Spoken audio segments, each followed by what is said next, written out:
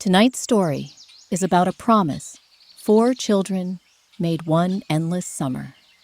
In the day, many years later, they finally came back to keep it.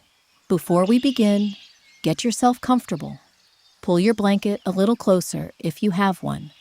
Let your shoulders soften. Take one slow breath in and let it go. There is nowhere you need to be for the next little while. Only here, only this story.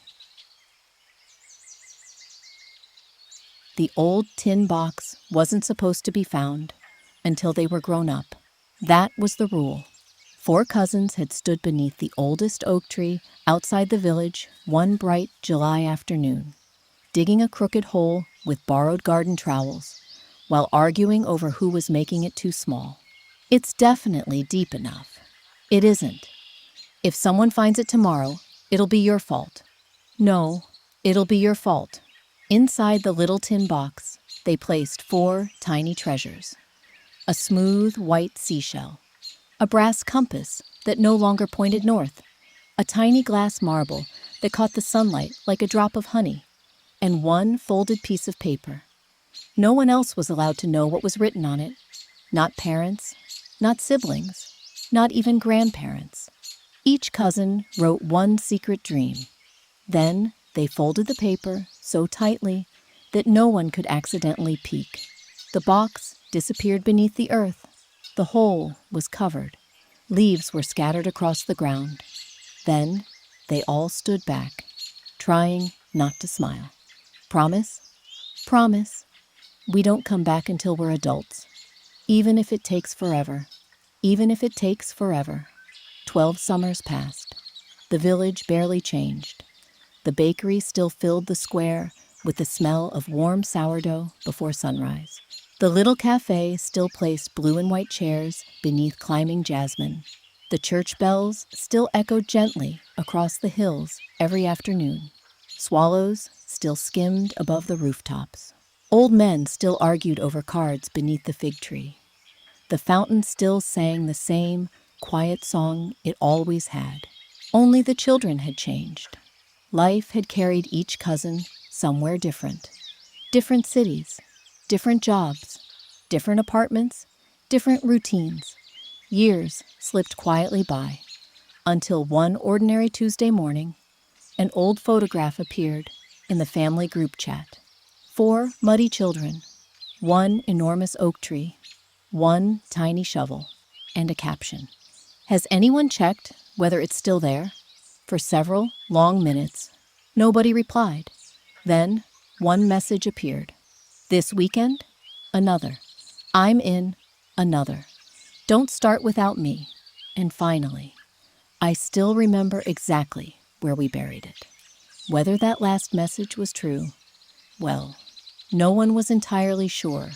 But by Friday afternoon, all 4 cousins were on their way home. Not because they cared about treasure anymore. At least, that was what they kept telling themselves.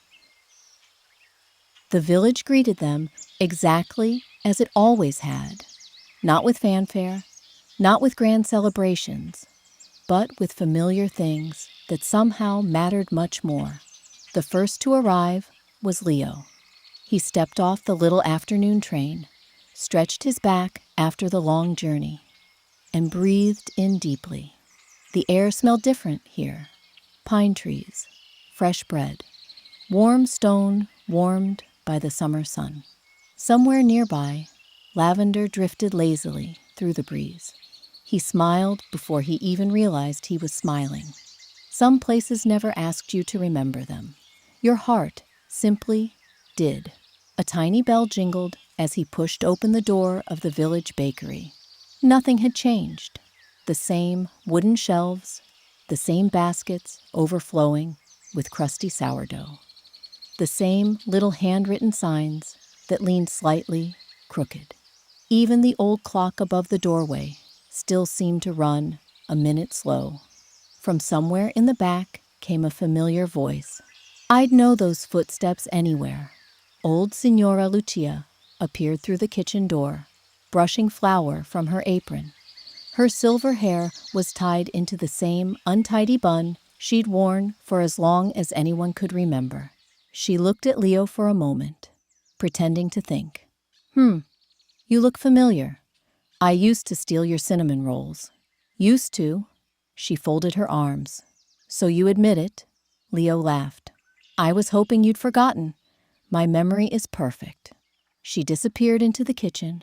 A moment later, she returned carrying a paper bag. I baked extra. You always did. I always knew you'd come back. For a second, neither of them spoke. Some welcomes didn't need many words. Outside, bicycles rolled lazily across the square. A little boy chased 3 pigeons that refused to be caught. Someone was watering flower boxes beneath blue shutters. An elderly man slowly tuned an old violin outside the cafe, playing half-finished melodies that drifted softly across the cobblestones. The entire village seemed to move without ever being in a hurry. Leo found his favorite bench beside the stone fountain. The water danced quietly into its basin, just as it had every summer of his childhood. He reached into the paper bag. The cinnamon roll was still warm, still slightly too large, still impossible to eat without getting sugar on your hands. Some traditions deserved to survive forever. His phone buzzed. One message. Emma, I'm here. Another. Noah, 5 minutes away. Then another. Clara, guess who got lost already? Leo smiled. Some things, apparently, had changed very little. He stood, brushed the sugar from his fingers, and walked towards the little square where they had agreed to meet. He wondered whether it would feel awkward, whether 12 years was too long, whether everyone would still fit together the way they once had. Then he spotted them. 3 familiar figures standing beneath the old fountain. Older, taller, a little more tired around the eyes, and somehow exactly the same. No one said anything clever, no dramatic speeches, no perfectly rehearsed reunion. Emma simply looked at Leo, shook her head, and laughed. I can't believe you're wearing the same hiking boots. Leo looked down. They're comfortable. They're ancient. They're vintage. Noah picked up one boot with exaggerated seriousness. I think these belong in a museum. Clara smiled. It took less than 10 seconds. What? For you two to start arguing. We're not arguing. You're right. Leo grinned. We're picking up exactly where we left off. The 4 of them stood there for another quiet moment, smiling at one another. The years between them seemed to shrink away until they felt less like adults returning home and more like children who had simply taken a very long afternoon to grow up. Tomorrow, they would go looking for the old oak tree, but tonight, there was still a village to wander, and somewhere at the end of the square, the cafe was putting 4 little tables outside, just as the evening bells began to ring.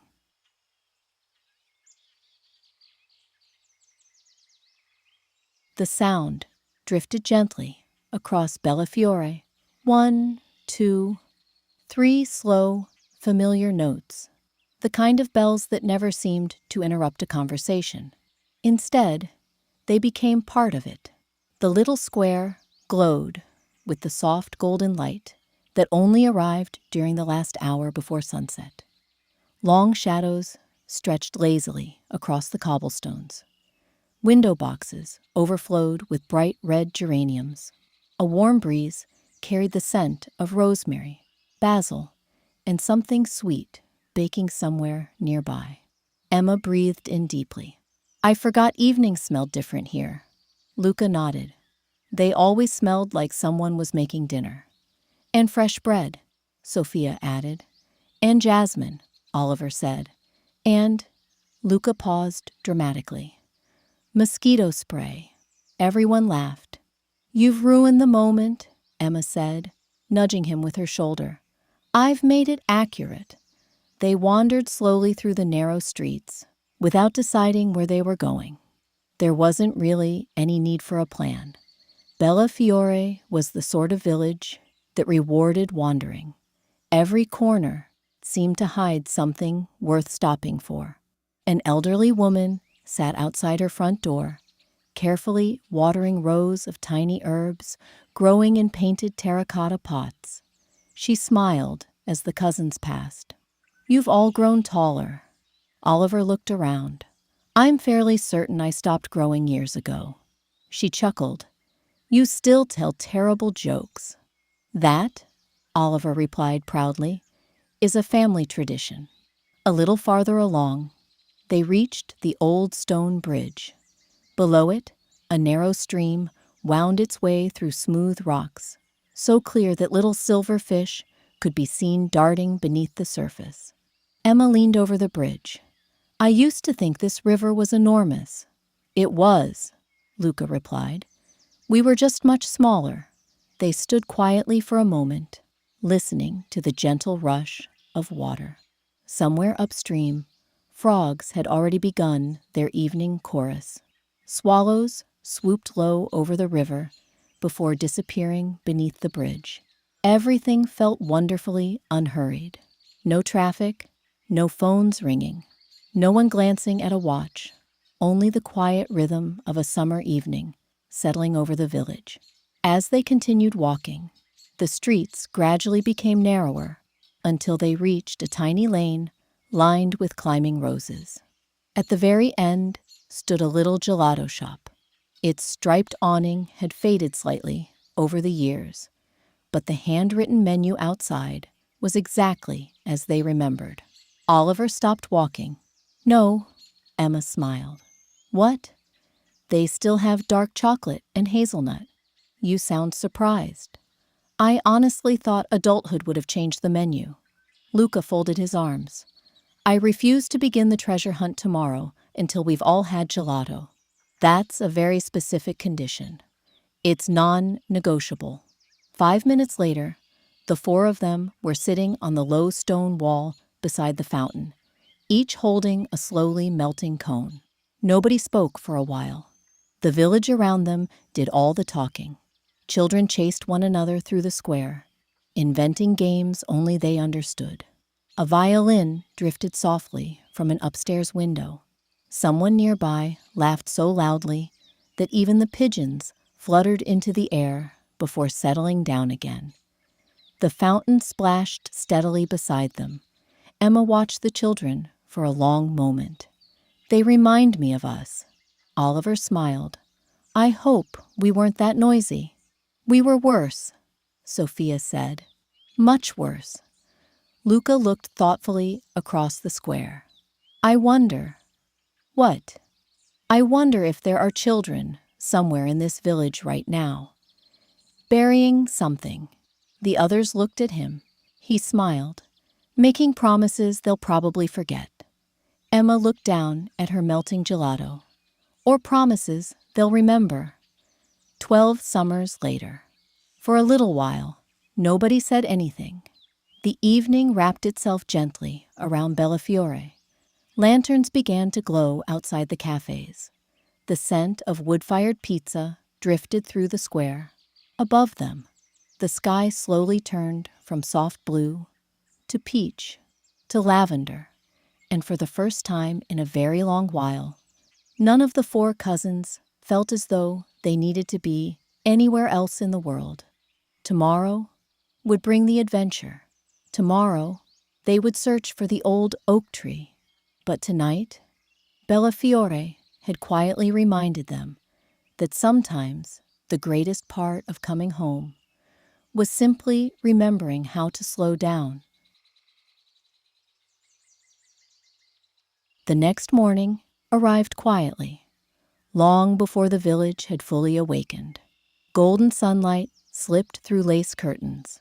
Swallows circled lazily above the rooftops. Somewhere nearby, someone was already kneading bread.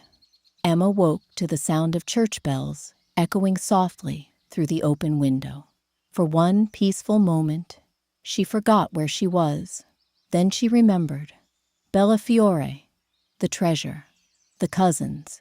She smiled before climbing out of bed. An hour later, the four of them met outside the bakery. True to her word, Signora Lucia was already waiting. She handed each of them a small paper parcel tied with red string. For the journey. Oliver peeked inside. Still making picnic lunches? She looked almost offended. Explorers should never search on an empty stomach. Inside each parcel was a thick slice of warm focaccia, a little wedge of cheese, 2 ripe peaches, and a tiny lemon biscuit wrapped carefully in wax paper. Luca grinned. I think I'd search for treasure every Saturday if this was included. The path into the forest hadn't changed. Wildflowers lined both sides of the trail. Butterflies drifted lazily through patches of sunlight. Pine needles softened every footstep beneath them. The cousins walked without hurrying. Every few minutes, someone stopped. Remember this rock? No. You broke your arm climbing it. Oh, a little farther on, Emma stopped beside a narrow stream. We used to float little paper boats here. Oliver smiled. You insisted yours was going to reach the sea. It might have. It got stuck after 6 meters. It had ambition. Soon, the trees grew older, the air became cooler. Birdsong echoed gently between the branches. Luca slowed. I think it's this way. Emma folded her arms. You also thought the bakery was north yesterday. That was different. How? I was confidently wrong. Oliver laughed. I can't argue with that. Then, Sophia stopped walking. She pointed quietly ahead. There, standing alone in a little clearing, was the old oak tree. Its branches stretched wider than any of them remembered. Its trunk was thicker, its bark darker, but it was unmistakably the same tree. For a long moment, none of them moved. It felt strangely comforting to discover that while 12 summers had changed all of them, they hadn't changed everything. Emma walked closer. Running her fingertips across the bark, she found them. 4 tiny initials, almost hidden now. ELSO. Still there, waiting, exactly where 4 children had left them. Now comes the difficult part, Oliver said. Does anyone actually remember where we dug? Silence. Luca scratched his head. Maybe. Emma laughed. I knew it. I remember the tree. Helpful. I remember we were standing. Even more helpful. For several minutes they searched the clearing. Each one absolutely certain. And absolutely wrong. Until Sophia noticed something. Half buried beneath moss lay an old flat stone. She brushed away the leaves. A tiny star had been scratched into its surface. She looked up slowly. I think. We marked it. The others hurried over. Together. They knelt beneath the old oak tree. Very carefully, they began to dig. The earth was soft, cool beneath their hands. Only a few minutes passed before Oliver's little trowel made a gentle clink. Nobody breathed. Emma brushed away the last handful of soil. There it was, rusty, mud-stained, smaller than anyone remembered. The old tin box. Luca picked it up carefully. It's really here. Emma smiled. I can't believe we actually found it. Sophia brushed away the dirt with her sleeve. Oliver slowly unclipped the tiny metal latch. It squeaked, exactly once.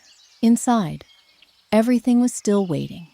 The marble, the little compass, the white seashell, and one folded piece of paper. Emma unfolded it carefully. The writing was uneven, childish. Each cousin had written one dream. I want to travel the world. I hope we're still best friends when we're grown up. I want a house with flowers outside. Please, don't forget Bellafiore. Nobody spoke, not because they were sad, but because 12-year-old versions of themselves had somehow reached across time to say hello. They packed everything back inside the little tin, not to bury it again. This time, They carried it home together. Some treasures weren't meant to stay hidden forever. And as they walked back towards the village, past the pine trees, past the little stream, past the bakery already filling with the smell of fresh bread, the four cousins realized something. They hadn't come back to find the treasure.